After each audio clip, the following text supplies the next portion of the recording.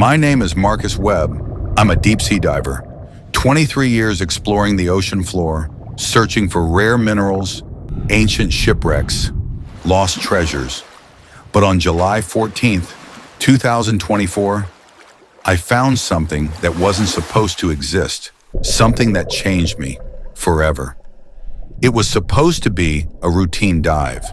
The coordinates led me to the Mariana Trench, 8,000 feet below the surface.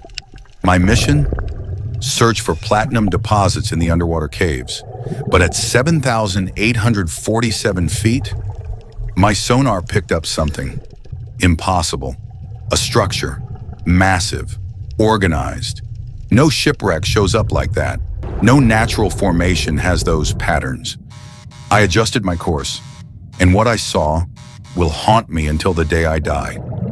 Through the murky darkness, I saw cages, hundreds of them, stretching across the ocean floor like some twisted underwater city. But these weren't cages for fish.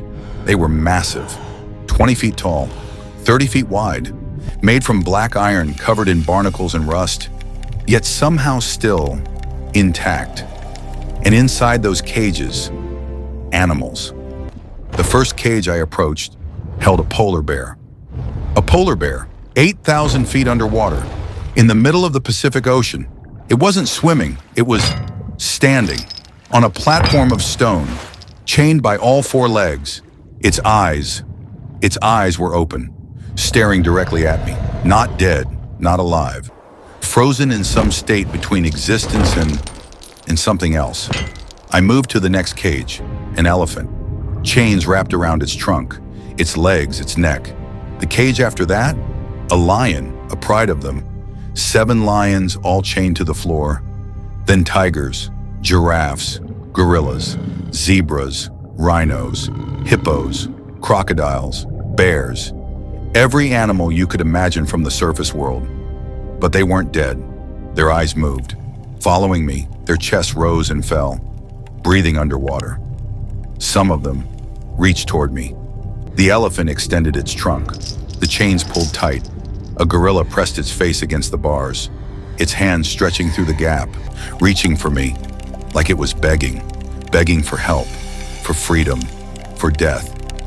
And that's when I saw him. At first, I thought it was a whale, something massive moving through the darkness. But as it came closer, it wasn't a whale. It was a figure, 30 feet tall, maybe more. Humanoid, but wrong. All wrong. Its body was transparent, like jellyfish skin. I could see through it. Inside, I saw bones that weren't human, organs that pulsed with black light. Its face, no eyes, just empty sockets that somehow saw me. Its mouth opened, rows and rows of needle teeth. And from its throat came a sound. Not a roar, not a growl, a voice. Deep, echoing, ancient. Speaking in a language I'd never heard, but somehow I understood. Guardian of the condemned, keeper of the surface sins. The creature moved toward me, not swimming, gliding, through the water like it was air. In one hand, it held a massive chain, rusted, dripping with something black. In the other, a staff, made from the spine of something ancient. It stopped in front of the elephant's cage. The elephant cowered, this massive, powerful animal, trembling like a child. The creature opened the cage. The elephant tried to back away, but the chains held it in place. And then the creature fed it, from a bucket I hadn't noticed, filled with something glowing. The elephant ate, not because it wanted to, because it had to. And as it ate, its eyes glowed the same color. The same dead blue light that filled the creature's body. That's when I understood. These animals, they weren't just imprisoned, they were being kept alive, fed, maintained. For how long? Decades, centuries, but why? I remembered something I'd read years ago, an ancient legend from Pacific Island tribes. They spoke of a place called the Zoo of Sins, a prison at the bottom of the ocean where humanity's greatest crimes against nature were punished. Every species we hunted to extinction, every animal we tortured for sport, every creature we destroyed for greed was resurrected here, kept alive in eternal suffering, as a reminder, as a warning. The creature turned its empty gaze toward me, and I heard its voice. Inside my mind, "You have seen the price. Witness. Remember. Tell them what becomes of their cruelty.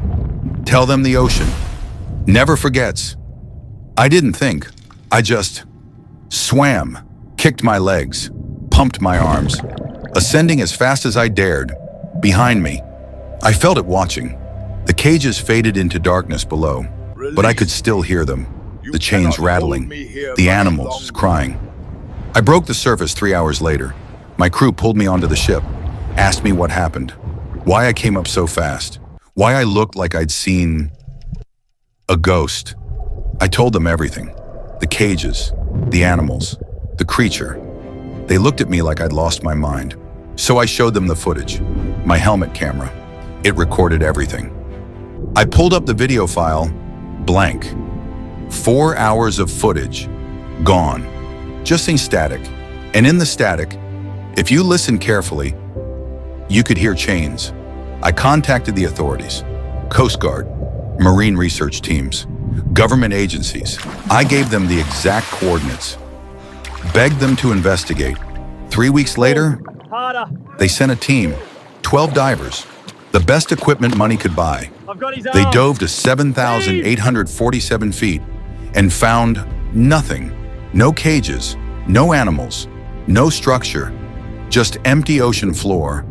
But one diver, the team leader, said something strange. She said the water at that depth felt wrong, like it was watching them, like something wanted them to leave. I couldn't let it go. 6 months later, I went back. Same coordinates, same depth. Alone. The cages were there, right where I'd left them. But something was different. There was a new cage, smaller than the others. And inside, a human, a man, dressed in diving gear from the 1960s, chained to the floor, his eyes glowing that same dead blue light. Around his neck, a rusted nameplate, James Whitmore, Whaler, 1967. The creature appeared behind me, closer than before. Its voice filled my head. The zoo expands. The guilty are collected. You have seen. You have witnessed. Now you must choose. Speak or join them. I swam, faster than I've ever swam in my life. I didn't look back. I didn't stop until I reached the surface. That was 6 months ago. I've told my story to anyone who will listen. Scientists, journalists, documentary crews. Most don't believe me. They say it was nitrogen narcosis, hallucinations, pressure psychosis. But I know what I saw, and I know it's still down there. Last week, a whaling ship disappeared off the coast of Japan. 12 crew members vanished without a trace. The last transmission from the ship, the captain screaming about chains and something rising from the ocean, something massive. I've spent months researching ancient texts, forgotten legends, indigenous stories, and I found something. The Zoo of Sins isn't just a prison, it's a collection. Every animal humanity has wronged is taken there, kept alive in suffering, until the surfacing, an ancient prophecy. When humanity's crimes against nature reach their peak, when the last species falls, when the oceans can hold no more sins, the cages will open, and everything we've imprisoned, everything we've tortured, everything we've destroyed will rise. I'm telling you this story as a warning. The oceans are dying, species are vanishing, and somewhere, 8,000 feet below, the cages are filling. Last night, I had a dream. I was back at the bottom of the ocean, standing in front of the cages. But this time, they were all empty. The chains were broken, the doors open, and in the distance, rising toward the surface, I saw them, thousands of glowing eyes, all swimming, upward. I don't know how much time we have, months, years, But I know this.